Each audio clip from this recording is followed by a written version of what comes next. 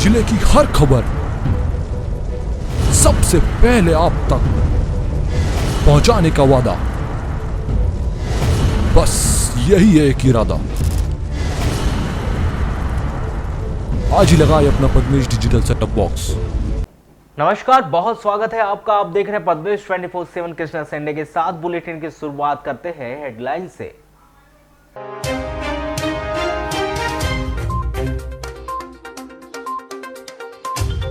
पद्मेश 24/7 के द्वारा दिखाई गई खबर का हुआ असर। बीते 10 दिनों से दूषित पानी की समस्या से जूझ रहे वार्ड नंबर 5 के वार्डवासियों को मिला साफ पानी।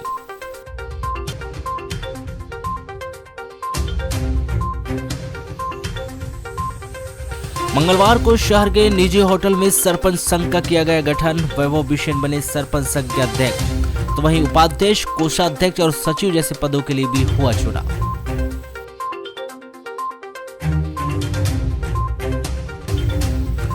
वाराणसी के नारवांच पार में अभी भी बनी हुई है बाघ की आमद। ग्रामीणों के द्वारा 2 दिनों से बाघ को ग्राम के पास लगा हुए जंगल में देखे जाने की कही जा रही है बात। दहशत में जी रहे ग्रामीण। नगर पालिका की कार्य प्रणाली से खफा कांग्रेसी पार्षदों ने नगर पालिका अध्यक्ष के नाम सौंपा पत्र। कांग्रेसी पार्षदों की सुनवाई नहीं करने का नगर पालिका पर लगाया आरोप।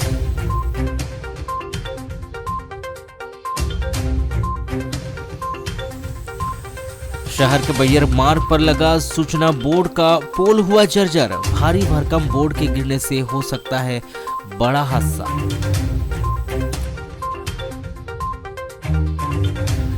तीन दिवसीय जिला स्तरीय ओपन वॉलीबॉल प्रतियोगिता का हुआ समापन। पुलिस लाइन बालाघाट ने जीता जिला स्तरीय ओपन वॉलीबॉल प्रतियोगिता का खिताब। मंगलवार को शहर के एक निजी होटल में सरपंच संघ का गठन किया गया। सरपंच संघ सम्मेलन की इस बैठक में सर्वसम्मति से वैभव बिसेन को सरपंच संघ का अध्यक्ष चुना गया। इसके अलावा कार्यक्रम में मौजूद सभी सरपंचों की एक राय से संघ की कार्यकारिणी का भी गठन किया गया। बताया गया कि सरपंच संघ के अध्यक्ष पद के लिए 5 सरपंच दावेदार थे। आपसी सलाह मशवरे के बाद संघ के अध्यक्ष पद के लिए ग्राम पंचायत गर्रा के सरपंच वैभव बिसेन के नाम पर मुहर लगी। संघ के नवनिर्वाचित अध्यक्ष श्री बिसेन ने अपनी प्राथमिकताओं में सरपंचों के अधिकारों को लेकर जारी लड़ाई को ताकत देना बताया। उन्होंने कहा कि वर्तमान में सरपंच और प्रशासन के बीच कई विषयों को लेकर मतभेद है। उन्होंने 1993 में बना पंचाधिकार नियम पूर्ण रूप से लागू करने और हाईकोर्ट में लंबित पड़ी याचिकाओं को लेकर आगे की रणनीति बनाने की भी बात कही। वहीं दूसरी ओर संघ की नई कार्यकारिणी में उपाध्यक्ष पद पर ग्राम खैरी के सरपंच गौरीशंकर मोहारे, लिंगा सरपंच कपूर चंद वरकड़े, महिला सरपंच लक्ष्मी अतिश लेलारे, श्रीमती पूनम पांडे, पुष्पा नागेश्वर, हर्राभाट सरपंच श्रीमती लक्ष्मी धुर्वे और दीपक पुष्पतोड़े अंजन बिहरी को चुना गया। इसके अलावा कोषाध्यक्ष के पद पर दुधारस सरपंच पुष्पेंद्र देशमुख को चुना गया। महासचिव के पद पर ग्राम कनकी पंचायत के सरपंच दुर्गा पगरवार, लिकेश एड़े, ताराचंद बघेले, संदीप लिल्लारे, सरोज वाड़ीवा और गणेश बागड़े को चुना गया। बहुत बहुत बधाई वैभव बिसेन जी को। हमारा मुखिया आज मिल गया है। आने वाले समय में हमारी लड़ाइयाँ और जोर पकड़ेंगी। उपाध्यक्ष हाँ भैया, अब महिला उपाध्यक्ष में पूनम पांडे बहन जी, स्वागत। आगे भी हमारे सरपंच भाई बहनों की बहुत सारी आगामी भविष्य में जो लड़ाइयाँ लड़ना है, बहुत सारे जो हमारे मतभेद चल रहे हैं अभी सरपंचों को लेकर, सरपंचों के पूरे अधिकारों को लेकर, 1993 का बनाया हुआ पंचायती राज अधिनियम पूर्ण तरीके से लागू करवाने को लेकर और कई सारी याचिकाएं जो हाईकोर्ट में पेंडिंग पड़ी है उनको लेकर के, समस्त बातों को लेकर के हमारे पूरे संगठन, हमारे पूरे समूह और हमारे समूचे समस्त सरपंच परिवार के द्वारा भविष्य में जो है रणनीति बनाई जाएगी और उग्र आंदोलन किया जाएगा अगर हमारी मांगों को नहीं माना जाता। परसवाड़ा थाना के अंतर्गत चांगोटोला रोड पर स्थित ग्राम डोंगरिया के पास स्पीड ब्रेकर से मोटरसाइकिल उछलने से मोटरसाइकिल में सवार व्यक्ति घायल हो गया। इसे जिला अस्पताल में भर्ती किया गया है। आपको बता दें कि पिछले माह इसी स्पीड ब्रेकर से चलती मोटरसाइकिल से एक महिला गिरने से गंभीर रूप से घायल हो गई थी, जिसकी उपचार के दौरान मौत हो गई। 27 दिसंबर को 2 बजे करीब जेल सिंह अपनी मोटरसाइकिल में अपने ग्राम बारिया से ग्राम डोंगरिया मंडी जा रहा था। परसवाड़ा से चांगोटोला रोड पर स्थित ग्राम डोंगरिया के पास स्पीड ब्रेकर से मोटरसाइकिल उछलने से जेल से मोटरसाइकिल सहित गिरने से घायल हो गया, जिसे परसवाड़ा के अस्पताल में भर्ती किया गया था, जहां से उसे जिला अस्पताल बालाघाट रेफर किया गया। आपको बताया कि पिछले माह बैयर क्षेत्र की एक महिला अपने बेटे के साथ मोटरसाइकिल में चांगोटोला जा रही थी, तभी ग्राम डोंगरिया के पास स्थित स्पीड ब्रेकर से मोटरसाइकिल उछलने से मोटरसाइकिल के पीछे बैठी महिला मोटरसाइकिल सहित गिरने से घायल हो गई थी। वहीं महिला के सर में भी काफ़ी गंभीर चोटें लगी थी। गंभीर रूप से घायल इस महिला ने परसवाड़ा के अस्पताल में उपचार के दौरान दम तोड़ दिया।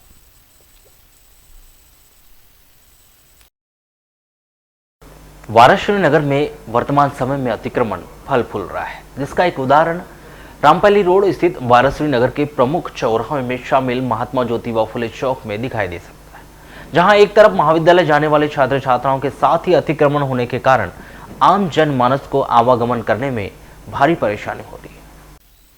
हालांकि इस चौक को रामपाली चौक भी कहते हैं, मगर अब इस चौक से डोंगरमाली व रामपाली की तरफ जाना खतरे की घंटी जैसा प्रतीत हो रहा है। दोनों ही मार्ग पर रोड के ऊपर ही लोगों ने अपनी दुकानें खोल ली है, जिससे मार्ग सकरा हो गया है। ऐसे में किसी भी दिन कोई बड़ी घटना घट सकती है। इसके पूर्व भी नगरवासियों ने इस मार्ग पर हुए अतिक्रमण को लेकर ज्ञापन भी नगरपालिका व अनुविभागीय अधिकारी राजस्व को सौंपा था, जिसमें उन्होंने इस चौक पर हुए अतिक्रमण को हटाने की मांग की थी, मगर प्रशासन ने इस ज्ञापन पर फिलहाल किसी प्रकार की कोई सुध नहीं ली है। तो बहुत खराब है, अतिक्रमण हटाना चाहिए और आए दिन हादसे होते रहते, हटना चाहिए। परेशानी एक्चुअली में यहाँ जिस जगह स्थल पर हम खड़े हैं, जिस विषय में खड़े हैं, यहाँ पे एक्चुअली मैं महसूस करता हूँ कई बार यहाँ से जैसे आना जाना होता है, यहाँ एरिया थोड़ा रोड में कंजेस्टेड फील होता है। तो वाहन आते हैं तो या एक तो बच्चे क्यों कंजेस्टेड फील होता है? क्योंकि यहाँ पे थोड़ा सा कॉलेज परिसर के बाहर यहाँ पे रोड के बगल में थोड़ी फुटपाथ की दुकानें हैं, जो हम कॉलेज के यहाँ बच्चे जो आना जाना यहाँ से करते हैं। अतिक्रमण मान सकते हैं? हाँ बिल्कुल अतिक्रमण मान सकते हैं। सर, महाविद्यालय के सामने में अतिक्रमण की स्थिति बनी हुई है और आवागमन में बहुत तकलीफें हो रही है। इसके लिए महाविद्यालय के द्वारा क्या प्रयास किए गए? महाविद्यालय स्तर पर तो हम लोग 2 काम जो हमारे प्रस्तावित हैं, जनभागीदारी से उसका अनुमोदन हुआ है कि एक गेट जो इस तरफ चालू किया जाना है और दूसरा गेट जो इधर हाउसिंग बोर्ड वाली रोड पर है वो चालू है। पर ये बात सही है कि वहाँ भीड़ इसलिए होती है कि सब लोग बस से आते हैं तो बिल्कुल मेन सामने गेट पर उतरना चाहते हैं। दूसरा ये जानकारी मिली है हमको भी कि इधर से इस चौराहे से मेंढकी तक 10 फीट की चौड़ी रोड बनाई जानी है।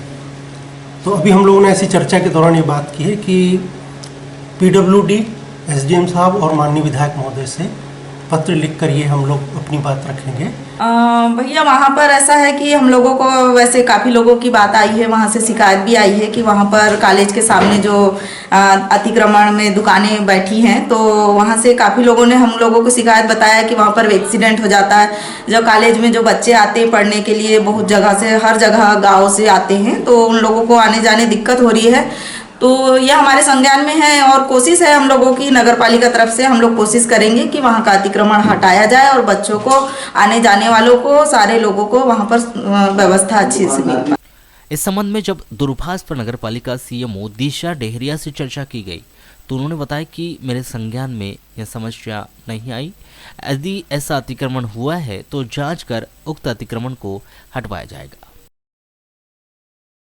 जिला मुख्यालय में ऐसे कई मार्ग और चौक हैं जहां अक्सर हादसे होते रहते हैं, लेकिन आंवलाझरी से भरवेली के बीच पड़ने वाले नाले के पास हादसों का ग्राफ दिनों दिन बढ़ता ही जा रहा है। मोटरसाइकिल, कार और भारी वाहनों की तेज रफ्तार में आवाजाही लोगों को डरा रही है। यहां वाहनों की रफ्तार पर ब्रेक लगाने के लिए स्पीड ब्रेकर, साइन बोर्ड या अन्य कोई उपाय नहीं है। लगातार बढ़ रहे हादसों के कारण अब लोगों ने प्रशासन से इस ओर ध्यान देने तथा इस चौक में स्पीड ब्रेकर बनाने की मांग की है। आपको बता दें कि नाले के पास कटिंग टोला और बघोली के लिए भी मार्ग है। इस मार्ग पर भारी वाहनों तथा यात्री बसों की दिन भर आवाजाही बनी रहती है। इसके अलावा 2 पहिया और 4 पहिया वाहन भी फर्राटे भरते हुए निकलते रहे। आसपास रहवासी क्षेत्र होने के कारण परिजनों को बच्चों को लेकर हमेशा डर बना रहता है। 1-2 दिन के भीतर यहाँ हादसों की खबर सामने आती ही रहती है, लेकिन इस संबंध में अब तक किसी तरह के ठोस कदम नहीं उठाए गए। रहवासियों ने बताया कि दिन हो या रात इस मार्ग में हमेशा वाहन गुजरते रहते हैं। सड़क चौड़ी होने तथा ब्रेकर जैसे उपाय न होने के कारण लोग बहुत तेज रफ्तार से गाड़ी चलाते हैं। जिससे बघोली या कटिंग टोला की तरफ से आने वाले लोग हादसे का शिकार हो जाते हैं। साथ ही यहाँ भरने वाले बाजारों के कारण भी यहाँ हमेशा भीड़ की स्थिति बनी रहती है, जो हादसे के डर को बनाए रखता है। यहाँ पे क्या हो गया? यहाँ पे क्या मालूम, बाइक वाली आ रही थी, लेडीज लोग हाथ भी दिए, फिर भी वो आके एकदम में मार दी। तो यहाँ होते ही रहते हैं एक्सीडेंट? जी होते ही रहता है, इतनी जगह में तो होते ही रहता है यहाँ। अच्छा, हमेशा ही होते रहते हैं? जी हाँ। क्या होना चाहिए अम्मा यहाँ पे? यहाँ पे वही होना चाहिए, ब्रेकर बनना चाहिए। इतनी स्पीड पे भागते हैं, ये तो हमारे बच्चे छोटे छोटे धोखा से खेलते खेलते गाड़ी थोड़ा बहुत स्पीड पे भागते हैं। बहुत यहाँ स्पीड भी गाड़ी चलती है, ब्रेकर व्रेकर की व्यवस्था होना चाहिए। यहाँ पे रोज हादसे होते हैं। कौन सा एरिया बोलते हैं इसको? कटिंग टोला। कटिंग टोला, हाँ। तो बघोली की रोड ये पड़ती है, यहाँ से गाड़ी उड़ी निकलती है, तो फिर मान लीजिए कि बहुत हादसे आने, ब्रेकर की व्यवस्था होना चाहिए यहाँ पे। कुछ भी इंतजाम है कि नहीं यहाँ पे? नहीं, यहाँ पे कुछ भी इंतजाम नहीं है, होना चाहिए। साथ गुजारिश करते हैं आप, वही ब्रेकर वगैरह की व्यवस्था होना चाहिए। वहीं इस संबंध में मध्य प्रदेश सड़क विकास निगम लिमिटेड के अधिकारी दीपक आर्य ने दूरभाष पर चर्चा के दौरान बताया कि यह विषय मेरे संज्ञान में लाया गया है। जल्द ही इस स्थान पर पहुंचकर स्पीड ब्रेकर बनाने के लिए जगह चिन्हित की जाएगी, ताकि बढ़ते हादसों को रोका जा सके।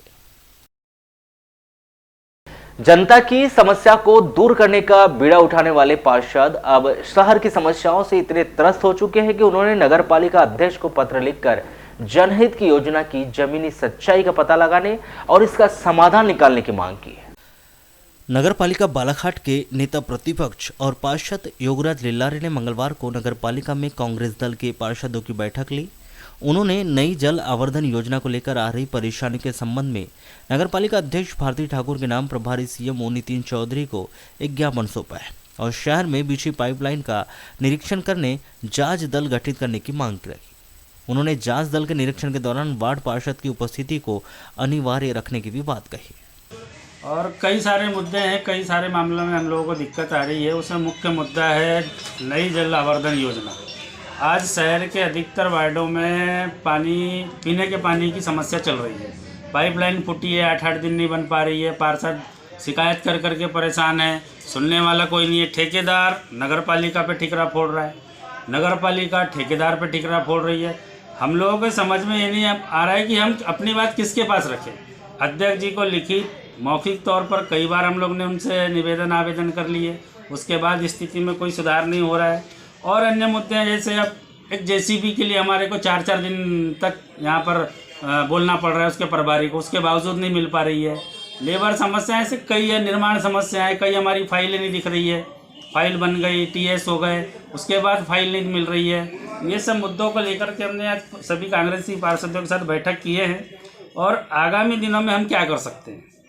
अभी तो हमको मुख्य नगर पालिका अधिकारी से मिलना है, उनके पास पूरी बात रखेंगे और उनको एक टाइम लिमिट देंगे अब, क्योंकि 6 महीने हो रहे हैं निर्वाचन को।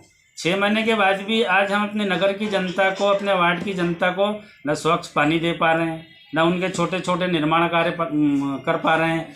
कई वार्डों में पुलिया टूट गई है, आवागमन बाधित हो चुका है, उसके बावजूद नगर पालिका छोटे छोटे निर्माण नहीं कर पा रही है। और अपन बड़ी नगर विकास की बात करते हैं, 3 इंजन की सरकार चल रही है, फुल फ्लेश सीएमओ नहीं है हमारे पास। ये दुर्भाग्य की बात है कि बालाघाट नगर पालिका A क्लास की नगर पालिका है और यहाँ पर फुल फ्लेश सीएमओ नहीं है। हम प्रभारियों के भरोसे चल रहे हैं, वो प्रभारी सीएमओ साहब भी लिमिट का समय दे रहे हैं। और ऐसा लगता है मुझे क्या यहाँ पर जो 33 वार्डों में जो पाइपलाइन बिछाई गई है, अगर सभी को शंका है तो जांच दल बनाने में क्या आवश्यकता है? आवश्यकता होनी चाहिए। लोगों की मंशा है, हर जगह जांच दल बन रहा है, यहाँ भी तो बनाया जाए। 33 वार्डों में आप चयन करें, 5 पार्षदों के जांच दल बना दिया जाए। वहीं इस संबंध में नगर पालिका सीएमओ नितिन चौधरी ने बताया कि इस संबंध में संबंधित शाखा प्रभारी से जांच कराई जाएगी।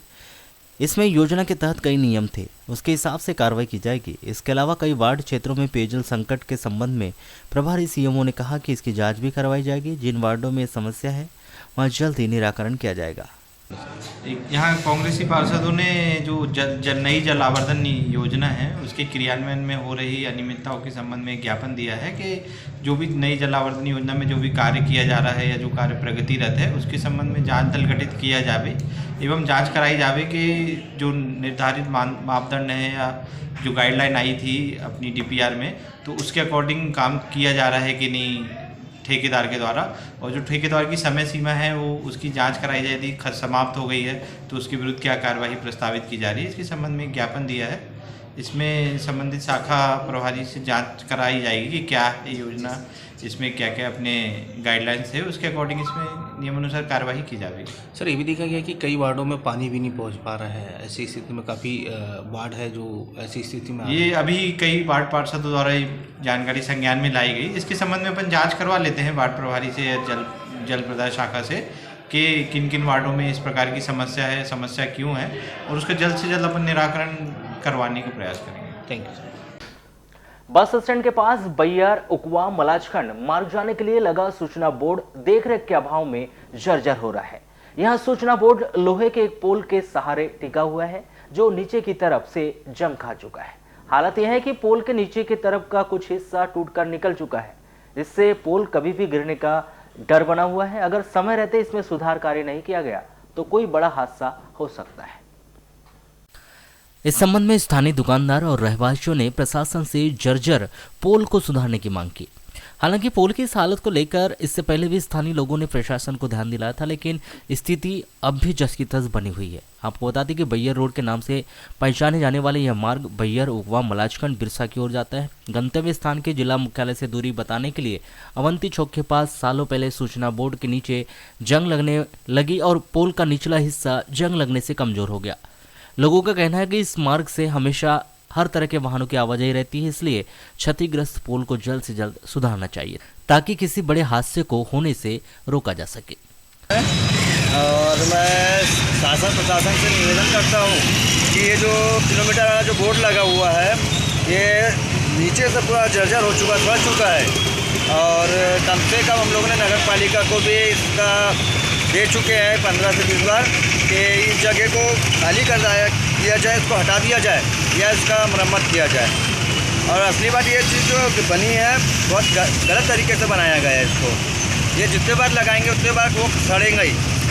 और प्रशासन से ये निवेदन करता हूँ कि इसको जल्दी से जल्दी मरम्मत का काम किया जाए। कुछ भी हादसे हो सकते हैं, बहुत ज़्यादा हादसा हो सकता है। यहाँ पे ऑटो स्टैंड भी है, चलती फिरती रोड है, बैयर रोड है, मेन रोड है ये, और यहाँ पे दुकानें भी लगी है, और कारण क्या है कभी भी दुर्घटना हो सकती है। इसकी स्थिति ये है कि खंबा है बहुत नीचे फट चुका है, तो हमारा जिला प्रशासन से ये कहना है कि इसको देखते हुए इसको सुधारने की कोशिश करें, फिर चेंज करवाएं। अच्छा, ये क्या बैयर रोड पे जो लगा ये बैयर रोड में मलाजखंड बैयर वाला रोड है, खाना वाला। तो क्या स्थिति है अभी उसकी? स्थिति तो है कि अंदर नीचे से पूरा सड़ चुका है, कभी भी गिर सकता है, कभी भी गिर सकता है। इस संबंध में मध्य प्रदेश सड़क विकास निगम लिमिटेड के अधिकारी दीपक आड़े ने दूरभाष पर चर्चा के दौरान बताया कि इस संबंध में जल्द ही सुधार कार्य किया जाएगा। पोल की स्थिति देखी जाएगी, अगर सपोर्ट देकर उसे दुरुस्त किया जा सकता है तो पोल को सपोर्ट दिया जाएगा। परिवार की खुशी और बच्चों के बेहतर भविष्य के लिए दूसरे राज्य कमाने गए एक मजदूर की एक हादसे में मौत के बाद उसका परिवार आज रोजी रोटी के लिए दर दर की ठोकरें खा रहा है। मंगलवार को पीड़ित परिवार और ग्रामीणों ने कलेक्टर कार्यालय पहुंचकर अपनी समस्या रखी और मृतक की पत्नी को राष्ट्रीय परिवार सहायता योजना के तहत राशि दिलाए जाने की मांग की। बताया गया कि जामड़ी मेटा निवासी रुशीला के पति रोजगार की तलाश में महाराष्ट्र के जलगांव गए थे, जहां 11 नवंबर 2021 को मजदूरी करते समय हादसे में उनकी मौत हो गई थी। हादसे के 1 साल बाद भी पीड़ित परिवार को न ठेकेदार और न ही सरकार की तरफ से कोई आर्थिक सहायता मिली है। परिजनों ने बताया कि पीड़ित महिला के 2 बच्चे हैं, परिवार में कमाने वाला सिर्फ उनका पति ही था। ऐसे में महिला के सामने अपने बच्चों के भविष्य को लेकर संकट खड़ा हो गया है। परिजनों ने बताया कि संबंध में संबंधित अधिकारियों से भी संपर्क किया गया, लेकिन अब तक उन्हें कोई सहायता नहीं मिली। पति की मृत्यु के बाद ग्राम पंचायत की तरफ से पीड़ित परिवार को अंत्येष्टि के लिए सिर्फ 5,000 रुपये की मदद दी गई थी। पति जिस ठेकेदार के पास काम करता था उसने भी पीड़ित परिवार को कोई भी मदद नहीं की। पीड़ित महिला ने मांग रखी कि उसे अपने बच्चों के अच्छे भविष्य के लिए सरकार की तरफ से दी जाने वाली राष्ट्रीय परिवार सहायता योजना के तहत सहायता राशि दी जाए ताकि वह कोई रोजगार कर सके। जो मेरे को राशि मिलना था वो राशि नहीं। कौन सी राशि है? जो पंचायत से जो मिलता है। अच्छा, क्या हो गया था आपके यहाँ? कौन एक्सपायर हो गए थे? मजदूरी कर रहे थे तो बाहर थोड़ा कचरा था उसको फेंक रहे थे तो गिर गए। अच्छा, कहाँ पर हुई थी घटना? जनगांव। कहाँ पड़ता है? हैदराबाद में। हैदराबाद। अच्छा, अभी जैसे कि कोई नहीं है तो किस प्रकार की दिक्कत जा रही है आप लोग को? गरीबी कोई समस्या वही है सर, ये लड़की है और दामाद गए थे बाहर कमाने, वो ऊपर बिजली के ऊपर से गुजर गए, गिर गए। अच्छा, कोई उनको लाभ मतलब पंचायत से मिल रहा है न कहीं। अच्छा, आपकी बच्ची है, कितने इनके बच्चे हैं और कितने लोग हैं ये लोग? ये तीन बच्चे हैं। हाँ। और माँ। अच्छा, तो अभी वर्तमान समय में किस प्रकार की दिक्कतें हो रही है रोजी रोटी को लेकर के या कमाने की, क्या है? बहुत दिक्कत है। अच्छा, तो अभी इसके कहीं आवेदन लगाए थे आपको? लगभग कितना समय हो गया है घटना को? 1 साल। 1 साल से। तो आप गए नहीं कभी संबंधित अधिकारियों के पास में? ये हुई कि ये जाते हैं कमाने के लिए बाहर जलगांव में, तो इनके जो पति हैं काम करते करते गिर गए, खत्म हो गए जलगांव में। ठेकेदार तरफ से कोई राशि मिली? ठेकेदार तरफ से भी कोई राशि नहीं मिली। सरकार की तरफ से मात्र 5,000 रुपये उनको अंत्येष्टि के लिए पंचायत ने दी। उसके बाद कोई इनने प्रकरण भी लगाए तो आज तक उनका प्रकरण में कुछ भी नहीं हुआ। पिछले 10 दिनों से दूषित और बदबूदार पानी मिलने से त्रस्त सैकड़ों रहवासियों को अब स्वच्छ पानी मिल रहा है। इस मुद्दे को पद्मेश 24/7 ने प्रमुखता से उठाया था। मंगलवार को सुबह रहवासियों ने साफ सुथरा पानी मिलने से राहत की सांस ली। आपको बता दें कि बीते 10 दिनों से क्षेत्र में लोगों को पीने के लिए गंदा पानी सप्लाई हो रहा था। इससे लोगों को बीमारी का डर भी सता रहा था। जल प्रदाय शाखा के अधिकारियों के मुताबिक नाली के किनारे बिछी पाइपलाइन में संभवतः सफाई के दौरान क्षतिग्रस्त हो गई थी, जिससे गंदा पानी आ रहा था। इस संबंध में रहवासियों ने फोन पर शिकायत भी की थी। अमले ने मौके पर पहुंचकर सुधार कार्य कर लिया। वहीं रहवासियों ने बताया कि दूषित पानी मिलने की समस्या बीते 10 दिनों से थी। पानी में कीड़े और इल्ली आ रहे थे। बदबूदार और दूषित होने के कारण वे लोग पानी नहीं ले जा पा रहे थे। पानी को नाली में बहाना पड़ रहा था, लेकिन आज से पानी पीने योग्य मिल रहा है। आज पानी साफ सुथरा आया है, वो भी 8 से 10 दिन बाद आया है। नहीं तो बहुत इल्ली आ रही थी, बदबूदार पानी आ रहा था। हम तो पानी भरे नहीं थे, हम बाहर आए थे नाली में रेलवे की। नगर पालिका आज आकर के देखी है और आज साफ सुथरा पानी मिला है। पानी पीने योग्य है ना? आज पानी पीने योग्य। तो क्या प्रॉब्लम्स बता रहे हैं सभी? अब नगर पालिका अधिकारी बोल रहे हैं कि भाई पाइपलाइन फटी हुई थी, उसको ठीक कर दिया गया है, तो आज साफ सुथरा पानी आया है। तो ये पाइपलाइन नाली के किनारे का सफाई के दौरान या कहीं टूट गया रहा होगा, जिसके कारण गंदा पानी आने की शिकायत मुझे शुक्रवार को प्राप्त हुई थी। ये दीदी के द्वारा फ़ोन करके बताया गया था मुझे। उसके बाद हमारी टीम ने पूरी कार्रवाई करके कल तक रिपेयरिंग कर दिया गया और पानी आज साफ़ सुथरा आज प्राप्त हुआ। मैं यहाँ चेक पे भी आया था, चेकिंग करने भी आया था आज सुबह। हाँ, लीकेज होने की वजह से गंदा पानी प्राप्त हो रहा था थोड़ा। बारासूरी जपा पंचायत के अंतर्गत आने वाली नरोड़ी पंचायत के नारवांज पान में जंगली सुअर का शिकार करने के बाद भी बाघ की आमद इस ग्राम में बाकायदा बनी हुई है। यह बात हम नहीं, ग्रामवासी कह रहे हैं, जिन्होंने 26 व 27 दिसंबर को पुनः बाघ को देखा है। इसकी सूचना भी उनके द्वारा वन विभाग को दे दी गई। ग्राम में बाघ की उपस्थिति को लेकर ग्रामीणों में भारी दहशत का माहौल व्याप्त है। उनके द्वारा लगातार बीते 2 दिनों से बाघ को ग्राम के पास लगे जंगल में देखने की बात कही जा रही है, जिसके कारण किसान खेती कार्य से परहेज करते हुए नजर आ रहे हैं और अति आवश्यक खेती कार्य होने पर भी वहां 4 या 10 लोगों का झुंड बनाकर खेतों में जा रहे हैं और शाम होने से पहले घर आ जाते हैं। वहीं मवेशी चराने वाले भी समय से पहले घर आ जाते हैं और ग्राम में शाम से ही लोग घरों का दरवाजा लगा देते हैं। इस प्रकार से नारवांज पार, कटिया टोला और अब्दुल टोला के ग्रामवासी अधिक दहशत में जीवन यापन कर रहे हैं। बाघ आज के 3 दिन पहले दिन में 9 बजे एक जंगली सुअर को बाघ ने मारा है ना।